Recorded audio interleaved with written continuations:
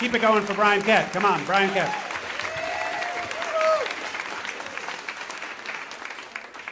So I used to teach high school biology, and while I was thrilled to talk about mitosis and photosynthesis, my students would always take the time to remind me that I was a nerd. But I'd heard it all before back in college, in high school and junior high. And so even though everyone in my classes, didn't really get my enthusiasm, there was one student who really engaged in my lessons, Nathan. He was just as curious as I was at his age. And while Nathan's peers were busy seeing who could smoke enough to get the highest or who could sag their pants the lowest, Nathan was really honing his love for science through one very specific avenue, Back to the Future. Yes. There you go. Heard the movie before. And so, even though the movie had come out more than a decade before he was born, it didn't keep him from going home and watching it every day and then coming back to school with a bunch of questions from me about time travel. And so we would talk about it, and then we'd always laugh about the cardinal rule of time travel, which is, as outlined in the film, never meddle in the life of a former version of yourself, as the implications could be disastrous. And at the same time, my parents were celebrating their 30th wedding anniversary with a costume mandatory Halloween party. And people were flying in from all over the country, including my parents' friend Bob, who, with his constant mockery, was kind of like the uncle that I never wanted. And I hadn't had time to get a costume together yet because I had been busy grading lab reports that claimed the 3 subatomic particles weren't protons, electrons, and neutrons, but rather protons, electrons, and croutons. So I had my plate full. And so as I was leaving school the day before Halloween, I overheard Nathan telling some of his peers that he had something really special planned he was going to wear the next day.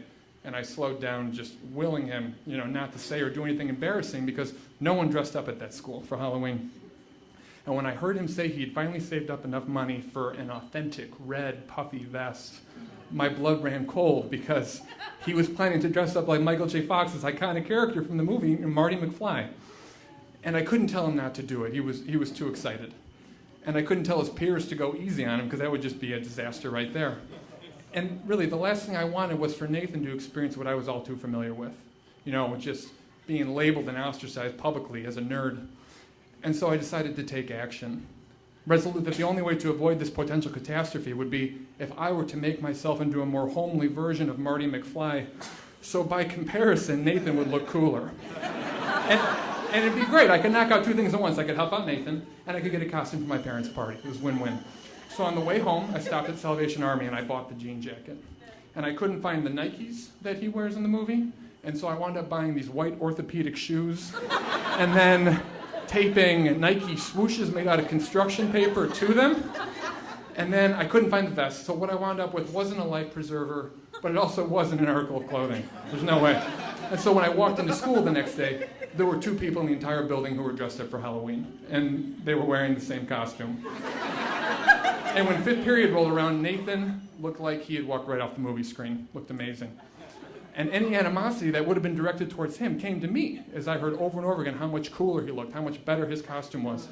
And he and I talked about the movie, and of course we laughed about the cardinal rule of time travel. And I left school that day really feeling good about myself for having helped out someone that I saw a lot of myself in. And when I got to my parents' reception that evening, I found like 100 people in these ornate costumes that had taken months to sew by hand, and I looked like a guy who couldn't afford Nikes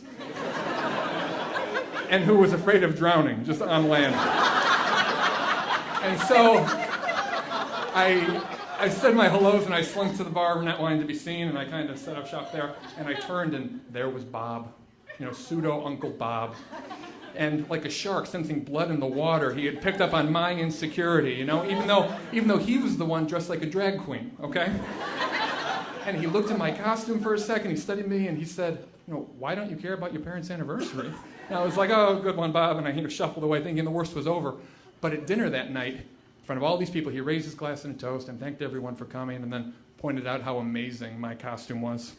Just drew laughter from the entire crowd, everyone pointing and laughing. And as I was just there, humiliated and mortified and wishing I could disappear and wishing, I had dressed like wallpaper instead, it hit me.